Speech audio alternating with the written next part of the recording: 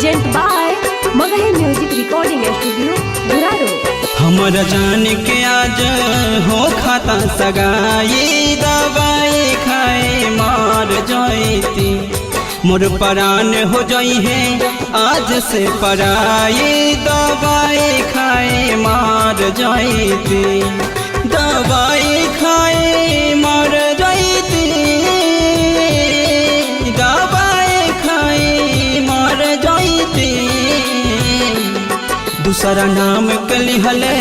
में हादी रचाई दवाई खाए मार जाती हमारा जान के आज हो खाता सगाई दवाई खाए मार जाती। Mix by Ajit Yaduvanshi.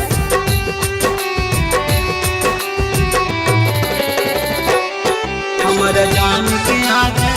हो खाता सगाई दवाई खाए मर जाती नहीं कबो दगा कइने नहीं आजले मोहो राधा और कृष्णा जैसान कैल रहन प्रेम हो नहीं कबो दगा कइने नहीं आजले मोहो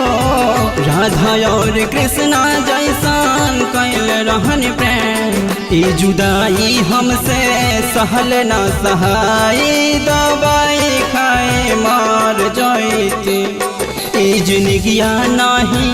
ताने को सुहाई दवाई खाए मार जाती हमर जान के आज हो खाता सगाई दवाई खाए मार जाती।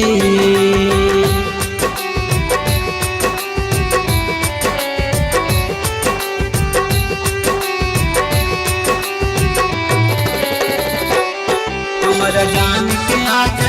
हो खाता सगाई दवाई खाए मर जाती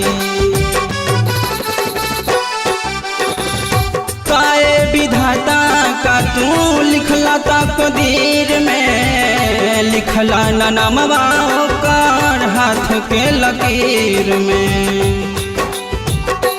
हो काए विधाता का तू लिखला तकदीर में लिखला न नामवा ओकर हाथ के लकीर उमरिया सारा के कर संग बिताई दवाई खाए मार जाती ई दरात नइखे सहल सहाई दवाई खाए मार जाती हमारा जान के आज हो खाता सगाई दवाई खाए मार जाती।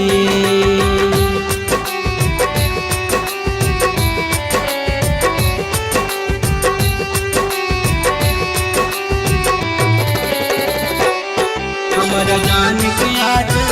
हो खाता सगाई दवाई खाए मर जाती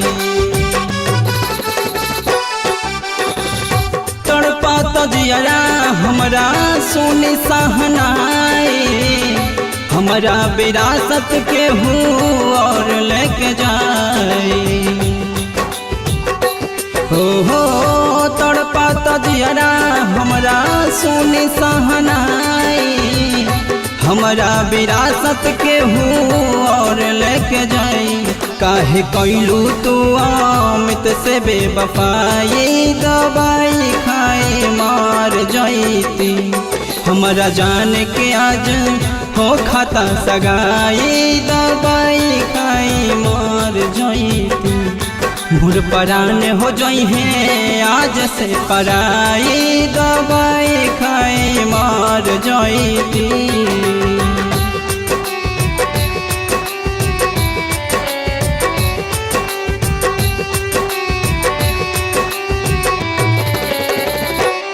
हमारा जान के आज हो खाता सगाई दवाई खाए मर जाती एको क्षण न दूर हमसे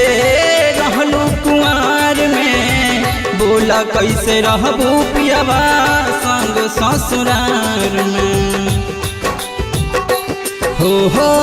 एको क्षण दूर हमसे